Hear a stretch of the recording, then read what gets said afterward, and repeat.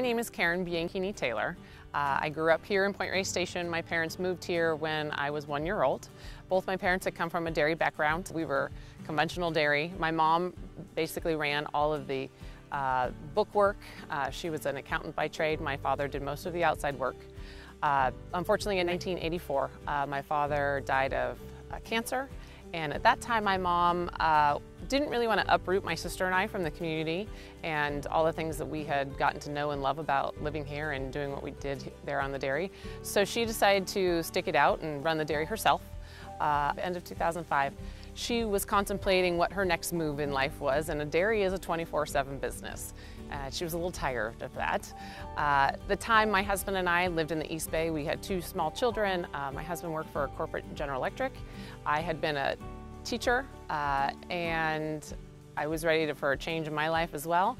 It just worked out well that it was a good transition to move back here. Within 6 months, we changed our farm from being a conventional farm to organic farm. We have dabbled a little bit in trying to come up with something different. Yes, we've continued to ship our milk to Clover, but we are also looking at making an artisan cheese or possibly a butter.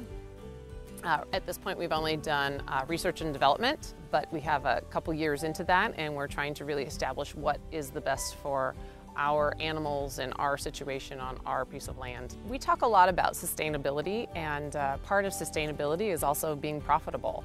And especially in the beginning of the drought and when the recession took place, we were put on hold for production of milk. And the challenge with that was we were growing and we were trying to grow and we were just about ready to reach over the top of becoming profitable, and then we were put on hold. So we thought, wow, if we can't produce as much milk as we want, what other things could we do? So really it was to look at a different way to bring in an income that might be better than fluid milk. When my great-grandparents and grandparents had dairies here, as well as my parents, they simply milked cows and shipped raw milk. What this opens the door to is a different way of doing things. It's being with starting with the raw product and having a finished product and being able to control everything in between. I love the fact that Marin is embracing the idea of diversification. For myself, I did go to college. I did take some dairy classes, some agriculture classes. I was also a teacher, and I love to educate kids about where their food comes from. But I love the idea that we can try something new, and there's people around us willing to support you in trying something new. When I was leaving college, what I really wanted to learn about was horticulture. However, I looked at my watch and I was like, I can't stay here another 4 years and learn something about horticulture.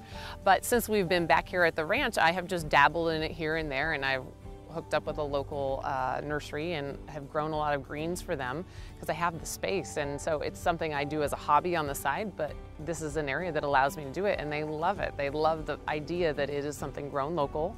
It's brought to Point Reyes Station, which is 2 miles away, and you know, they're able to sell it, and people are willing to come here and buy it instead of having to import things from farther away. So it allows me and my children that opportunity. If they have some idea of something that they want to do, then it opens the door for any type of diversification.